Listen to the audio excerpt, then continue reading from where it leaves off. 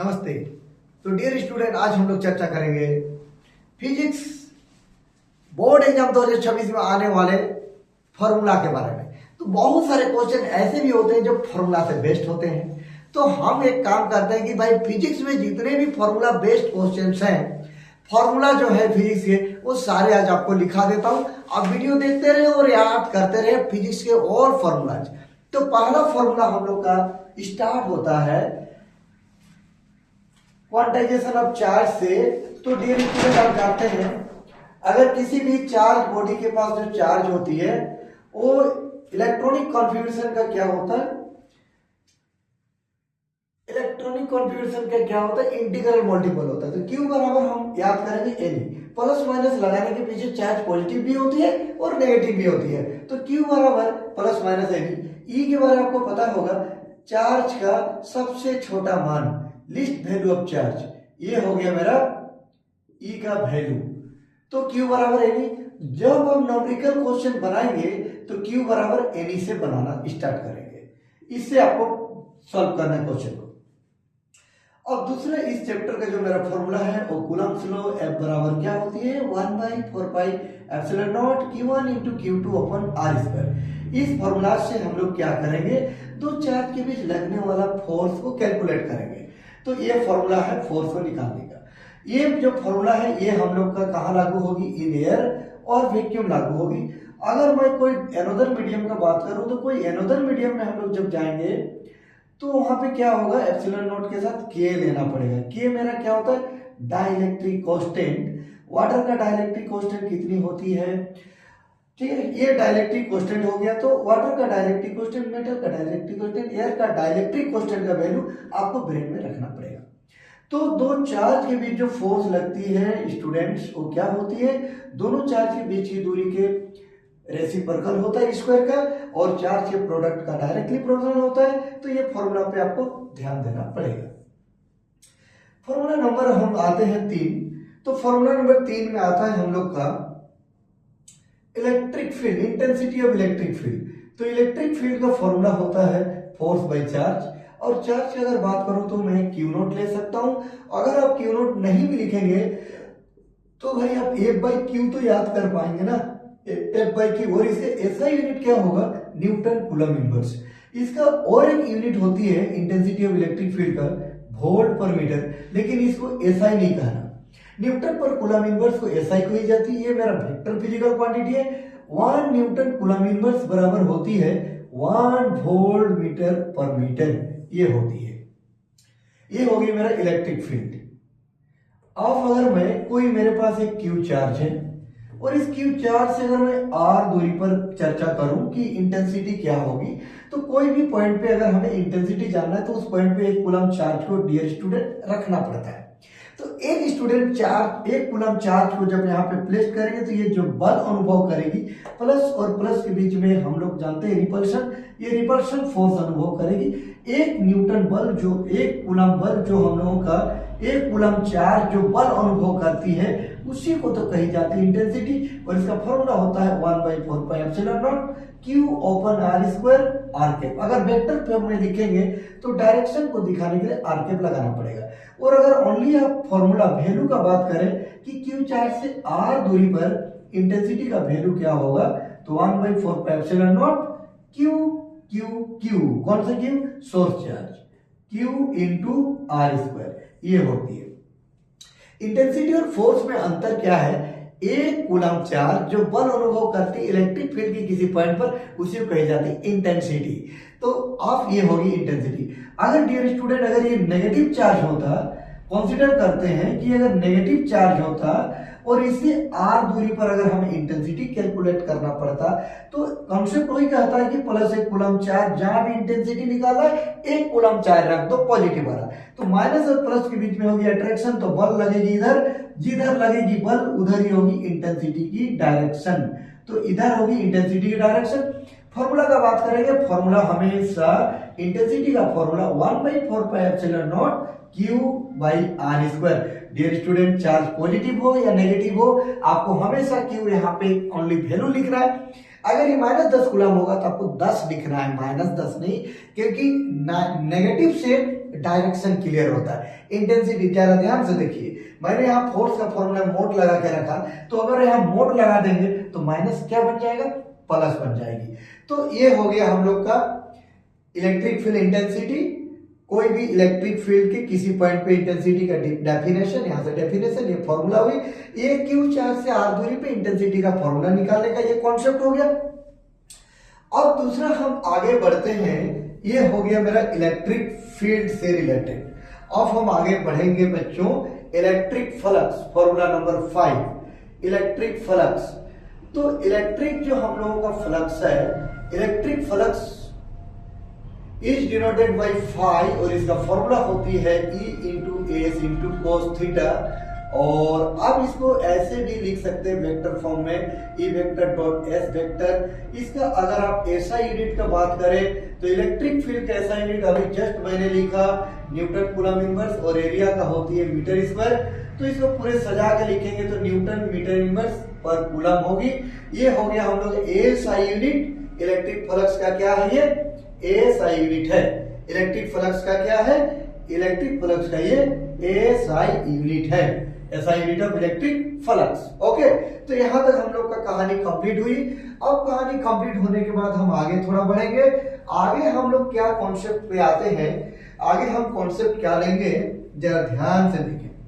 Electric flux का unit भी बता दिए, फॉर्मूला भी बता दिए। तो जितना फॉर्मूला बेस्ड है वो सारे मैं आपको काम करता हूं। सबसे पहले फॉर्मूला बेस्ड बहुत सारे क्वेश्चन एग्जाम में होते हैं बाबू। इलेक्ट्रिक फ्लक्स का और फॉर्मूला लेते हैं, जैसे हम लोग गाउस थ्योरम। गाउस थ्योरम में अगर हम लोग जाएंगे तो गाउस थ्योरम कहता है कि अगर हम लोग के पास कोई क्लोज सरफेस है, इसके अंदर अगर क्यू चार्ज मौजूद है, तो यहां से जो फील्ड लाइन निकलेगी उनका संख्या कितना होगा। फील्ड लाइन तो जानते हैं हम लोग, इमेजिनरी चीजें इनविजिबल है, कैसे कैलकुलेट करें। तो उनकी संख्या को ज्ञात करने के लिए जो वैज्ञानिक गाउस जो फॉर्मूला दिए वो बताया कि जो चार्ज हम लोग का सरफेस के अंदर इनक्लोज है तो क्यू इन लिख सकते हैं, और उसको डिवाइड करेंगे एप्सिलॉन नॉट से, Q in by epsilon not. Figure के मुताबिक मेरा क्यू चार्ज दिख रहा है प्लस क्यू, तो ऊपर क्यू लिखेंगे बाई एप्सिलॉन नॉट। तो ये होती है हम लोग इलेक्ट्रिक फ्लक्स। इलेक्ट्रिक फ्लक्स को बच्चों हम लोग क्या लिखेंगे, E vector dot DS vector ऐसे लिख सकते हैं हम, और इसको लिखेंगे Q in by epsilon not. तो ये हो गया मेरा गाउस थ्योरम की कॉन्सेप्ट। गाउस थ्योरम का ये फॉर्मूला हो गया, फॉर्मूला हो गया ये। इलेक्ट्रिक फ्लक्स का और एक यूनिट मैं बता दे रहा हूं, इसका और एक यूनिट होती है जिसको हम लोग वोल्ट मीटर कहते हैं। वोल्ट मीटर कहते हैं इलेक्ट्रिक फ्लक्स का और एक यूनिट होता है जिसको हम लोग क्या कहते हैं, वोल्ट मीटर कहते हैं। तो ये हो गया इलेक्ट्रिक फ्लक्स का फॉर्मूला, यूनिट भी क्लियर करा दिए। दूसरा 7 नंबर में आता है रिलेशन बिटवीन ई एंड भी।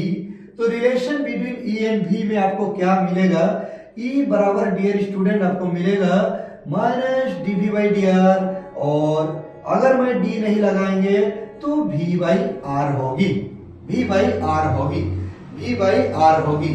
ये हो गया हम लोग का रिलेशन बिटवीन ई एंड भी। तो ई बराबर होती है minus DV by D R. Okay, E बराबर होती है minus DV by D R, E बराबर होती है minus DV by D are.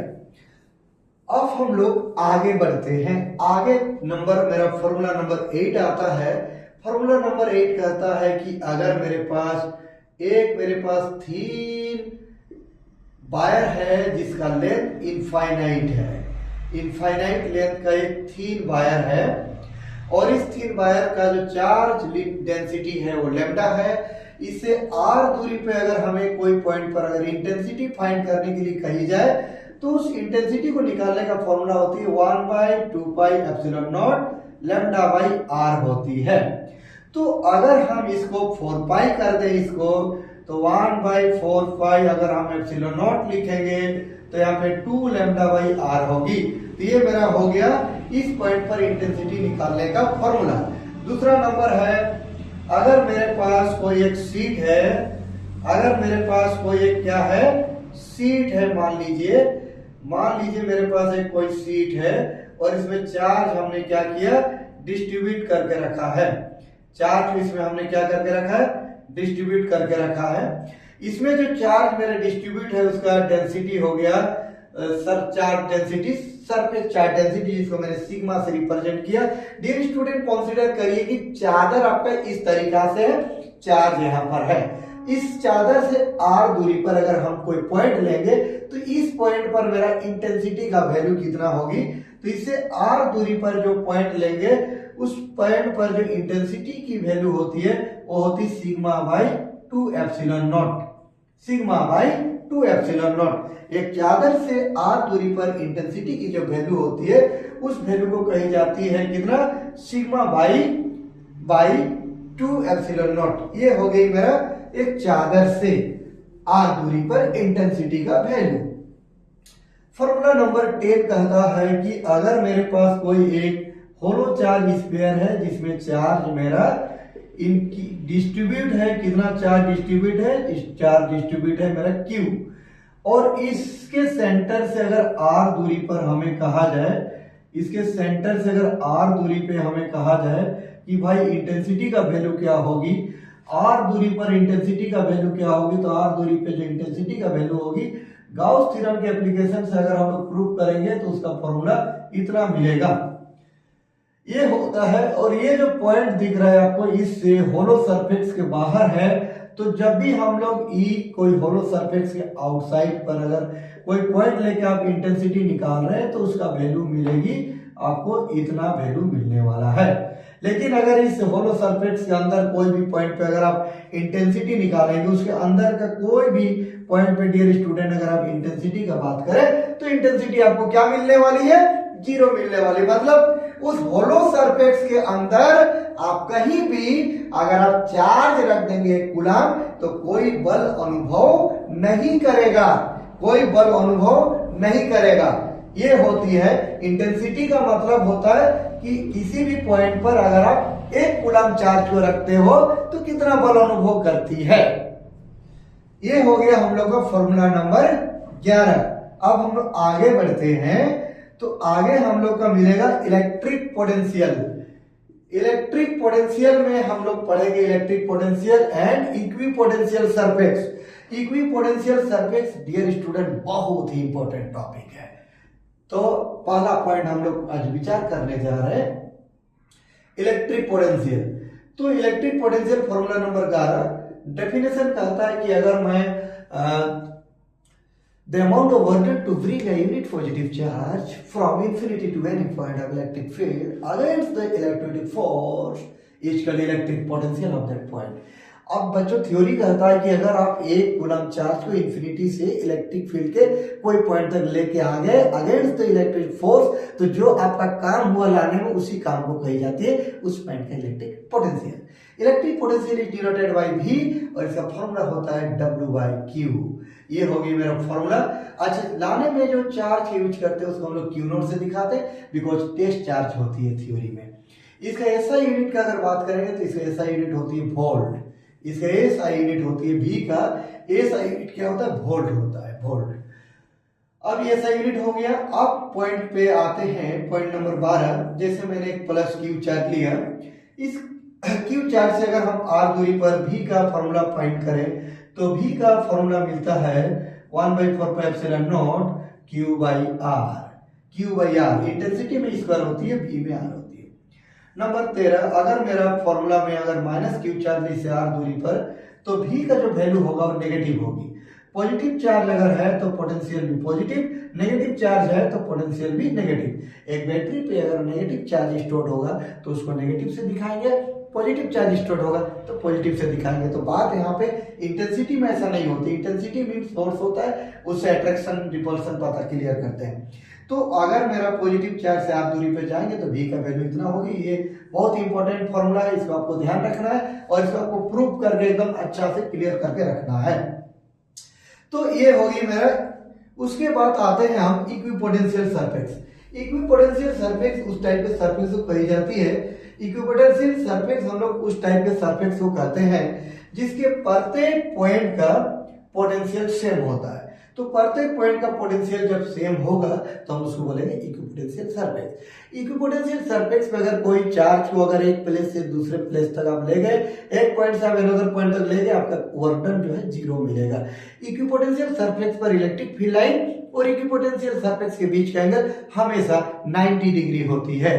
तो ऐसे जितने भी प्रॉपर्टीज है इक्विपोटेंशियल सरफेस के आपको याद करके रखना पड़ेगा। चलिए यहाँ तो क्लियर होगी। तो क्या क्या उसका प्रॉपर्टीज है? The angle between equipotential surface and electric field line is 90 degree और electric field line makes an angle 90 degree with equipotential surface.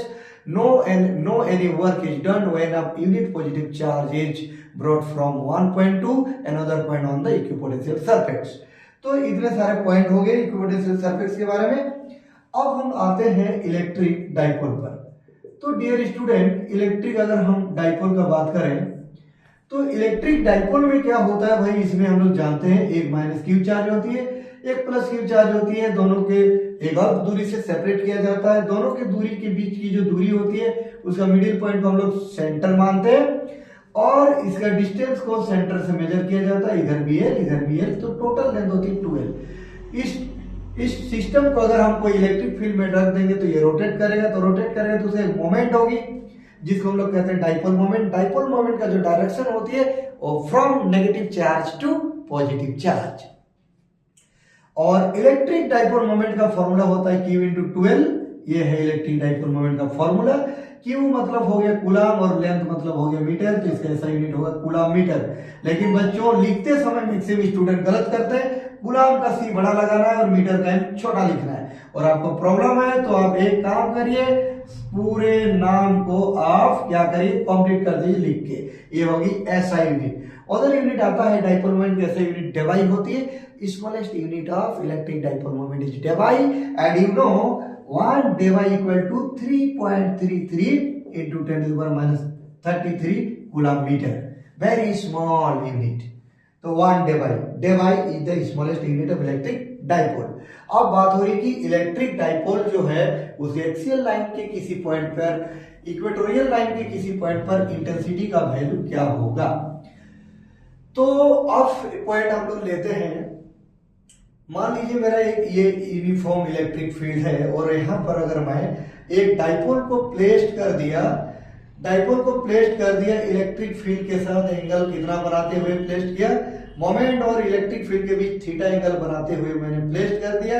और जैसे ही हम इसको प्लेस्ड करेंगे तो प्लेस्ड करने पर जो यहाँ पे मेरा टॉर्क डेवलप होगा, उस टॉर्क का फॉर्मूला होती है P into E into sine theta, या टॉर्क बराबर होता है P क्रॉस ई वेक्टर।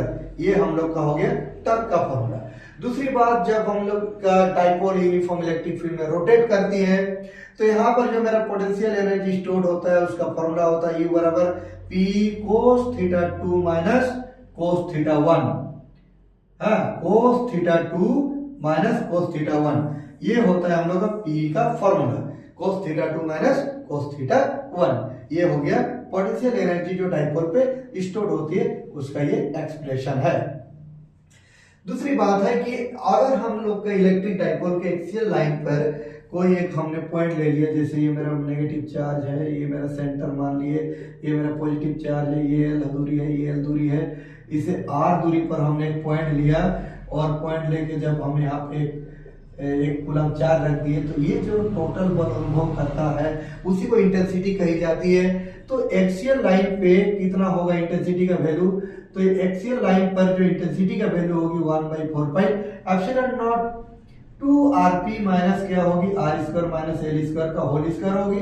अगर इलेक्ट्रिक डाइपोल मेरा शॉर्ट इलेक्ट्रिक डाइपोल है डियर स्टूडेंट, अगर इलेक्ट्रिक डाइपोल मेरा शॉर्ट है तो मेरा जो फॉर्मूला बनेगा, जो वैल्यू आता है वो वैल्यू होती है हम लोग का कितना 2p ऑफ एन r का पावर 3। ये होती है एक्सियल लाइन पर इंटेंसिटी का वैल्यू जब इलेक्ट्रिक डाइपोल शॉर्ट होगी।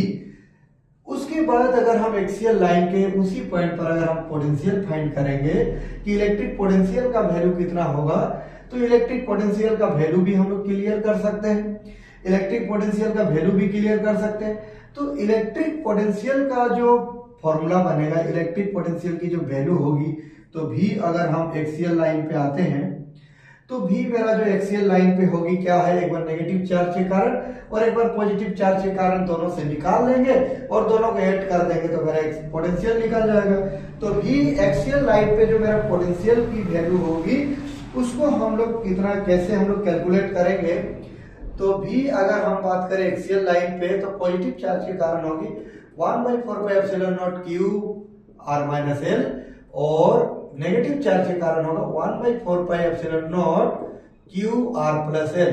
अब यहां से मैं अगर कॉमन ले लूं 1/4πε0 को Q r माइनस होगी एल और इधर होगी r प्लस एल, तो हम लोगों के पास जो फॉर्मूला दिखेगा 1/4πε0 Q होगी ये आ जाएगा यहाँ पर, ये जाएगी वहां पर, तो बचेगा मेरा r तो कट जाएगी 12 बचने वाला है और नीचे बचेगा r² माइनस एल स्क्वायर।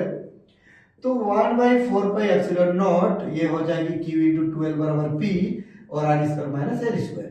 अगर मेरा electric dipole short electric dipole है तो हम लोगों का जो फॉर्मूला बनेगा P ओपन r², ये वैल्यू आने वाला है। अब यहाँ पे एक क्वेश्चन आता है एक्सियल लाइन पर, अगर हम बात करें एक्सियल लाइन पर मेरा इंटेंसिटी और एक्सियल लाइन पे मेरा इलेक्ट्रिक पोटेंशियल के बीच क्या रिलेशन है, अगर इसका हम लोग विचार करें दोनों के बीच क्या रिलेशन है तो आपको क्या नजर आ रहा है, क्या रिलेशन होना चाहिए।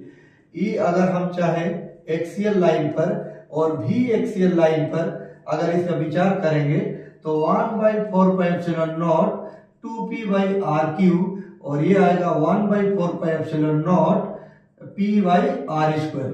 तो ये तो एक दूसरे को कैंसिल करेगा, p भी एक दूसरे को कैंसिल करेगा, तो ऊपर बचेगा 2, r³ आएगी डाउन और ये r² जाएगा ऊपर। दैट मीन्स मेरा वैल्यू आने वाला है 2/r। तो E axial by V axial का जो फॉर्मूला बनने वाला है ये 2/r होगी, ये हम लोग का रिलेशन बनेगा।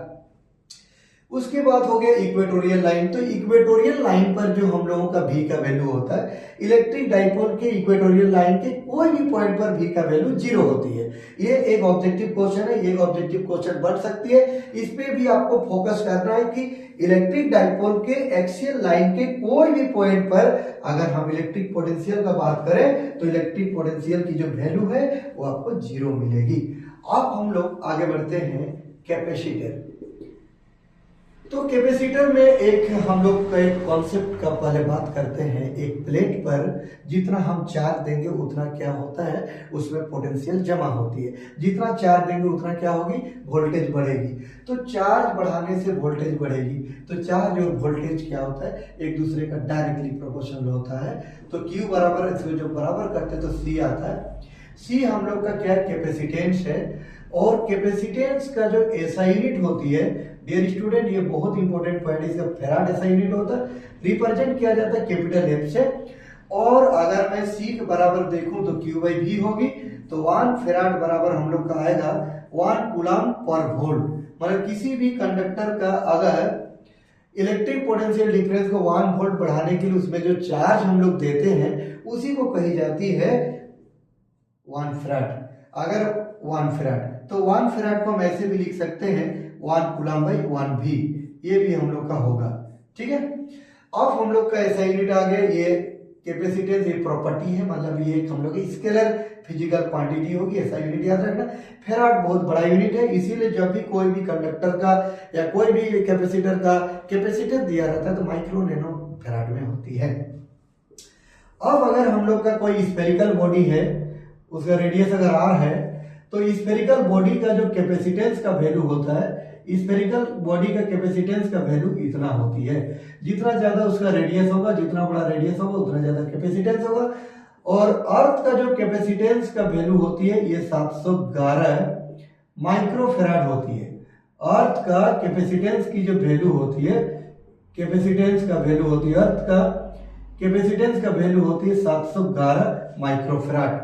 अर्थ का कैपेसिटेंस की जो वैल्यू होती है कितना होता है, 711 माइक्रोफैराड। ये हो गया capacitance of earth.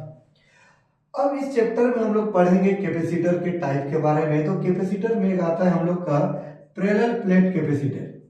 Parallel plate capacitor, parallel plate capacitor हम लोग उस कैपेसिटर को कहते हैं जिसके दोनों प्लेट पैरेलल होगा। एक प्लेट पे पॉजिटिव चार्ज होती है और एक प्लेट पे नेगेटिव चार्ज होती है। एक प्लेट का चार्ज डेंसिटी माइनस सिग्मा होगा, एक का प्लस सिग्मा होगा। नेगेटिव प्लेट को हम लोग अर्थिंग करके रखते हैं। पैरेलल प्लेट कैपेसिटर का जो कैपेसिटेंस का फॉर्मूला होता है इसको एकदम बहुत बढ़िया से रखना है। A/ε0/d होती है। अगर दोनों प्लेट के बीच में कोई डाइलेक्ट्रिक कांस्टेंट डाल देंगे, ठीक है, अगर कोई मीडियम डाल दें तो उसका कैपेसिटेंस का वैल्यू K इंटू इतना होती है। तो दोनों प्लेट के बीच की दूरी अगर हम बढ़ाएंगे तो कैपेसिटेंस की वैल्यू घटेगी, प्लेट का एरिया बढ़ाएंगे तो कैपेसिटेंस की वैल्यू बढ़ेगी। लेकिन अगर कोई मीडियम डाल देंगे तो पर भी कैपेसिटेंस की वैल्यू बढ़ेगी। अब बात हो रही है कि अगर हम दोनों प्लेट के बीच में एक कंडक्टर रख दें तब क्या होगा। दोनों प्लेट के बीच में अगर हम एक कंडक्टर रख देते हैं तब क्या होगा। दोनों प्लेट है ये और दोनों पैरेलल प्लेट कैपेसिटर के बीच में डियर स्टूडेंट्स अगर हम एक रख देते हैं, क्या एक कंडक्टर रख देते हैं, इस कंडक्टर का कंसीडर थिकनेस को हमने T मान लिया और दोनों प्लेट के बीच की जो दूरी है तो पड़े वो D मान लिए। तो इस कंडीशन में जो हम लोग का इसका कैपेसिटेंस का वैल्यू होगा वो A/ε0 ही ऊपर रहेगा लेकिन नीचे होगा D-T। जितना इसका थिकनेस होगा कंडक्टिंग प्लेट या स्लैब का उतना हम लोग का माइनस करेंगे, तो नीचे घटने से कैपेसिटेंस का वैल्यू बढ़ेगी। इसका मतलब हुआ जब दो प्लेट के बीच में कोई कंडक्टर भी रखेंगे तो पर भी कैपेसिटेंस का वैल्यू बढ़ती है और इंसुलेटर रखने से भी कैपेसिटेंस की वैल्यू बढ़ती है। तो इस पर आपको ध्यान देना पड़ेगा। तो ये होगी कैपेसिटेंस, पैरेलल प्लेट कैपेसिटेंस। अब हम विचार करेंगे कि पैरेलल प्लेट कैपेसिटेंस तो हमने विचार किया, अब विचार क्या करने वाले हैं, combination of capacitors. Combination of capacitors आज हम इससे पहले और एक विचार कर लेते हैं कि अगर दो कैपेसिटर है, कंसीडर करिए एक का कैपेसिटर का कैपेसिटेंस C1 है, पोटेंशियल डिफरेंस V1 है, दूसरा का कैपेसिटेंस C2 है, पोटेंशियल डिफरेंस V2 है। जब दोनों को एक साथ कंबाइन कर देंगे तो कंबाइन करने से जो मेरा कॉमन पोटेंशियल डिफरेंस होगा उसका फॉर्मूला याद रखने का बहुत आसान, C1 V1 C2 V2 बटे होगा C1 प्लस C2। जब भी दो कैपेसिटर को एक साथ कंबाइन करेंगे तो ये होगा कॉमन पोटेंशियल निकालने का फॉर्मूला। अगर हम तीन को कैपेसिटर को कंबाइन करते हैं तो मेरा कॉमन पोटेंशियल, तीनों का जो कॉमन पोटेंशियल होगा उसको निकालने का फॉर्मूला होगा, ये फॉर्मूला होगी। तो इस प्रकार से हम लोग चलते हैं। अब एक पॉइंट और है कि अगर हम दो कैपेसिटर को बीच में अगर चार्ज का शेयरिंग करेंगे तो दो कैपेसिटर के बीच में जब भी चार्ज का शेयरिंग होता है दिमाग में रखना है बच्चों, एनर्जी लॉस होती है, एनर्जी लॉस होती है। तो बात करेंगे कि एक कैपेसिटर का एनर्जी का फॉर्मूला क्या होता है। अगर एक कैपेसिटर को हम चार्जिंग करेंगे या डिस्चार्जिंग करेंगे तो उसमें जो एनर्जी स्टोर होगा चार्जिंग के केस में उसका फॉर्मूला होता है U बराबर 1/2 CV²। डियर स्टूडेंट ये जो फॉर्मूला है ये आपका कौन सा रूप में दिख रही है, ये फॉर्मूला दिख रही है आपका कौन सा रूप में, ये फॉर्मूला दिख रही है आपका C और V के रूप में। अगर आप फॉर्मूला चाहते हैं सर हमें फॉर्मूला C और Q के रूप में चाहिए तो C और Q के रूप में भी ला सकते हो। तो C और Q के रूप में अगर लाना है तो V को हटाना पड़ेगा, तो U बराबर 1/2C हो गया। उसके बाद V के जगह पे लिखना पड़ेगा Q/C। Q/C लिखे, उसके बाद U बराबर क्या होगा 1/2 Q², नीचे क्या होगा C²। तो ऊपर एक C है नीचे दो C है तो कटेगी, तो एक कटने के बाद ऊपर तो मेरा बचेगा क्या Q², नीचे बचेगा 2C। एक फॉर्मूला हो गया। नेक्स्ट फॉर्मूला हो गया अगर हम Q और V के फॉर्म में लिखना चाहते हैं तो Q और V के फॉर्म में लिखेंगे तो C का फॉर्मूला चाहिए, तो C बराबर होती है Q/V इंटू V²। तो एक V काटेंगे तो 1/2 V इंटू Q। तो U का जो फॉर्मूला है क्या क्या फॉर्मूला बना 1/2 CV² बना, उसका बाद एक फॉर्मूला बना Q²/2C, एक फॉर्मूला बना 1/V इंटू Q। उसके बाद हम लोगों का एक जो कैपेसिटर है, कैपेसिटर का ये एनर्जी जो स्टोर होता है उसका एक्सप्रेशन हो गया। अब कैपेसिटर का एनर्जी डेंसिटी की बात करेंगे। एनर्जी डेंसिटी, एनर्जी डेंसिटी का भी क्वेश्चन एग्जाम में आ चुका है। Energy density, energy density denoted by UD और एनर्जी डेंसिटी का फॉर्मूला था एनर्जी बाय वॉल्यूम। तो वॉल्यूम मतलब हो गया एरिया इनटू लेंथ, लेंथ का काम करेगा T। तो ये फॉर्मूला है हम लोग एनर्जी डेंसिटी निकालने का फॉर्मूला। अब U का फॉर्मूला मेरे पास दिख रहा है 1/2 CV² है, और यहाँ पे मेरे पास है A × D। अब इसको अगर हम आगे लेके चलेंगे तो क्या लेके चलेंगे, कैपेसिटर का जो कैपेसिटेंस का फॉर्मूला होता है A × E/D × V², बाई हम लोग का क्या होगी, बाई होगी A × D। अब फिर इसको आगे ले जाएंगे तो A × V²/2 आएगा डाउन, D भी आएगा डाउन, D²। V²/D² बराबर होती E², A कैंसिल करेगा तो ε0/2 और आएगा इलेक्ट्रिक फील्ड स्क्वायर। तो आप यहां तक इस फॉर्मूला को लेके आ सकते हैं और इसे सजा के लिखेंगे तो 1/2 ε0 × E² होती है एनर्जी डेंसिटी का फॉर्मूला। तो डियर स्टूडेंट, एनर्जी डेंसिटी का भी एग्जाम में क्वेश्चन आ चुका है। आपको जितना भी मैं फॉर्मूला इस चैप्टर में बताया सारे को एकदम क्लियर करके रखना है, नंबर आपका परफेक्ट आना है चाहिए भाई एग्जाम में। एकदम सुनते रहे वीडियो को और सारे फॉर्मूला को याद करें। डियर स्टूडेंट्स, इसके बाद हम विचार करेंगे कि अगर हम दो कैपेसिटर को सीरीज में कंबाइन करते हैं तो सीरीज में कंबाइन करने से इन सीरीज कॉम्बिनेशन, जब भी हम दो कैपेसिटर को अगर हम सीरीज में कंबाइन करेंगे तो उसमें जो मेरा इक्विवेलेंट कैपेसिटेंस का फॉर्मूला है वो 1/C1 + 1/C2 + 1/C3 होगी। तीन को अगर कंबाइन करते हैं तो, और इन पैरेलल कॉम्बिनेशन में क्या होगा, इन पैरेलल कॉम्बिनेशन अगर करते हैं, अगर हम कैपेसिटर को पैरेलल में कंबाइन करते हैं तो इक्विवेलेंट का फॉर्मूला होता है C1 + C2 + C3। अगर तीन को कंबाइन करते हैं तो इनका एक्सप्रेशन जो है इसको प्रूव किया हुआ है, आप करते हैं। इससे रिलेटेड जितना भी क्वेश्चन आपको कराई गई है, जितना भी पढ़े हो पढ़ लेना। ये फॉर्मूला एकदम दिमाग में रखना है भाई, इससे क्वेश्चन एग्जाम में बनती है और बनेगी इस बार 2026 में सीरीज कॉम्बिनेशन और पैरेलल कॉम्बिनेशन से क्वेश्चन बनेंगे। अब हम लोग का चैप्टर आता है इलेक्ट्रिक फील्ड। अब आता है इलेक्ट्रिक फील्ड नहीं बल्कि इलेक्ट्रिक करंट। अब आता है चार्ज इन मोशन। तो चार्ज इन मोशन में आ जाएगा इलेक्ट्रिक करंट।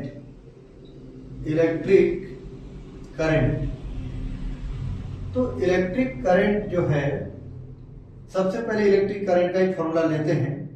इसका फॉर्मूला होती है Q/T, और इसके एसआई यूनिट का अगर बात करें तो इसका एसआई यूनिट होती है एम्पियर। इलेक्ट्रिक करंट की एसआई यूनिट होती है एम्पियर। इलेक्ट्रिक करंट की एसआई यूनिट होती है एम्पियर। इलेक्ट्रिक करंट की एसआई यूनिट होती है एम्पियर। और इलेक्ट्रिक करंट को जो मेजर करता है जो डिवाइस, उसको कहते हैं आमीटर। आमीटर को सर्किट के साथ जोड़ा जाता है किसमें, सीरीज में। और आमीटर बनती कहां से, गैल्वेनोमीटर से बनती है। गैल्वेनोमीटर से बनती है। गैल्वेनोमीटर से हम बना सकते हैं आमीटर। कैसे गैल्वेनोमीटर से आमीटर बनेगा, जब गैल्वेनोमीटर के साथ एक हम ऐसा वायर जोड़ेंगे, पैरेलल में जोड़ेंगे जिसका रेजिस्टेंस बहुत कम होगा। तो जब गैल्वेनोमीटर के साथ एक शंट वायर जोड़ी जाती है, जब एक शंट को जोड़ी जाती है पैरेलल में, तो गैल्वेनोमीटर कन्वर्ट हो जाता है आमीटर में। आमीटर मेजर करता है इलेक्ट्रिक करंट को। आमीटर को सर्किट के साथ जोड़ी जाती है सीरीज में, ये याद रखना पड़ेगा। उसके बाद हम लोग आता है करंट डेंसिटी। पॉइंट आता है dear student current density. Current density, तो करंट डेंसिटी जो है इसको हम लोग दिखाएंगे J से, और इसका फॉर्मूला होता है करंट बाय एरिया। और इसका एसआई यूनिट करंट पर होता है एम्पियर, एरिया पर होती है मीटर स्क्वायर। मतलब एसआई यूनिट हो गया एम्पियर मीटर स्क्वायर। ये एक वेक्टर क्वांटिटी है, इसको भी याद रखना है। Current density is a vector quantity. उसके बाद हम लोग का आता है इस चैप्टर का फॉर्मूला नंबर 2। इसमें आता है हम लोग का ड्रिफ्ट वेलोसिटी। ड्रिफ्ट वेलोसिटी आता है, तो drift velocity is denoted by, हम लोग डिनोट करते हैं इसको VD से। और ड्रिफ्ट वेलोसिटी जब किसी इलेक्ट्रॉन का हम लोग फाइंड आउट करेंगे तो उसका फॉर्मूला होती है दिस। ये हो गया ड्रिफ्ट वेलोसिटी का फॉर्मूला वेक्टर फॉर्म में। अगर हम इसका ओनली मैग्नीट्यूड का बात करेंगे तो मोड लगेगा दोनों साइड, और जब दोनों साइड मोड लगेगा तो मेरा माइनस साइड हट जाएगा। तो ये हो गया मेरा ड्रिफ्ट वेलोसिटी। इलेक्ट्रॉन और पॉजिटिव होल में अगर दोनों का ड्रिफ्ट वेलोसिटी की बात किया जाए, किनका ड्रिफ्ट वेलोसिटी ज्यादा होगा, किनका कम होगा, तो इलेक्ट्रॉन का ड्रिफ्ट वेलोसिटी ज्यादा होती है और पॉजिटिव होल की कम होती है। ठीक है। अब आता है मोबिलिटी। अगर हम किसी कंडक्टर को करंट, कोई कंडक्टर को अगर हम इलेक्ट्रिक फील्ड अप्लाई करते हैं तो उसका जो फ्री इलेक्ट्रॉन है वो ड्रिफ्ट करेंगे। In the opposite direction of applied electric field. तो यूनिट इलेक्ट्रिक फील्ड अप्लाइड करने से फ्री करंट कैरियर का जो ड्रिफ्ट वेलोसिटी होती है उसी को कही जाती है मोबिलिटी, और mobility is denoted by mu. तो म्यू बराबर होता है VD बाई ई। अब इससे डियर स्टूडेंट इसका यूनिट भी आ चुका है, मोबिलिटी का यूनिट भी आता है। तो ड्रिफ्ट वेलोसिटी का तो जानते हैं मीटर पर सेकंड होती है, इंटेंसिटी का होती है न्यूटन कूलम इनवर्स। इनको सॉल्व करेंगे तो मीटर मेरा ऊपर दिखेगा, कूलम माइनस है तो ये ऊपर जाके प्लस हो जाएगी, सेकंड इनवर्स होगी, न्यूटन ऊपर जाके न्यूटन इनवर्स होगी। तो ये मेरा बनेगा मोबिलिटी का यूनिट, SI यूनिट, मोबिलिटी का SI यूनिट। दूसरा इसका और एक फॉर्मूला बना सकते हो, अगर हम इसको चेंज कर दें तो वर्क यूनिट बनेगी, लेकिन हम यही तक अभी छोड़ देंगे। ये हो गई मेरा मोबिलिटी। उसके बाद इस चैप्टर में हम लोग पढ़ते हैं relation between J sigma and E। तो J सिग्मा एंड E, तो J बराबर हम लोग जानते हैं सिग्मा इंटू E होती है, J बराबर सिग्मा इंटू E होती है। और J बराबर अगर सिग्मा को अगर रो कर दे तो E बाई हम लोग का रो बन जाएगा, ये भी एक फॉर्मूला होती है। तो इस पे हमें ध्यान देना पड़ेगा। उसके बाद इसी चैप्टर में आता है हम लोग ओम्स लॉ। तो ओम्स लॉ में हम लोग जानते हैं V बराबर क्या होता है IR। V बराबर होती है किसका, IR का। V बराबर होती है ओम्स लॉ में IR। इसी में हम लोग का series combination, parallel combination of resistor के बारे में भी विचार होती है। उसके बाद हम लोग इस चैप्टर में हम लोग विचार करते हैं कॉम्बिनेशन ऑफ सेल्स के बारे में। तो बच्चों सेल से रिलेटेड जब दिमाग में सेल आ गया तो सेल का मैं इंपॉर्टेंट चीज बता दे रहा हूं। सेल का इंटरनल एनर्जी से रिलेटेड एक क्वेश्चन दिमाग में रख लेना, न्यूमेरिकल क्वेश्चन सेल का इंटरनल एनर्जी की जरूर होगी। तो इस तरीका से जो हम लोग का क्वेश्चन होता है, इससे हम लोग का एक न्यूमेरिकल क्वेश्चन बनता है। सेल से एक न्यूमेरिकल क्वेश्चन बनेगी। अब क्वेश्चन जितना भी सीखे आप जरा ध्यान से पढ़ें, प्रैक्टिस करें, इससे क्वेश्चन बनेगी। क्वेश्चन में क्या निकालने आ सकता है, भी निकालने आ सकता है, या तो ये जो लोड है इसके अगेंस्ट पोटेंशियल डिफरेंस निकालने आ सकता है, इसमें कितना करंट दौड़ रही हो करंट निकालने आ सकता है। तो ये फॉर्मूला अगर आपको याद है तो आप सारा काम कर लेंगे। और V बराबर तो आपको पता है V बराबर IR होती है। तो सबसे पहले I निकाल लेना, उसके बाद फॉर्मूला में जाना V बराबर IR। I पता रहेगा और R आपको पता दिया हुआ है, गुना करेंगे तो आपको V का वैल्यू निकल जाएगा। तो ये हम लोग का हो गया सेल। अब बात हो रही कॉम्बिनेशन ऑफ सेल में। कॉम्बिनेशन ऑफ सेल बहुत तरीका से होती है, लेकिन हम उस कॉम्बिनेशन के बारे में बात करेंगे जिसका ऑब्जेक्टिव क्वेश्चन एग्जाम में आ चुका है। जैसे मैंने एक सेल लिया, इंटरनल रेजिस्टेंस है, और हमने एक सेल लिया, इंटरनल रेजिस्टेंस है।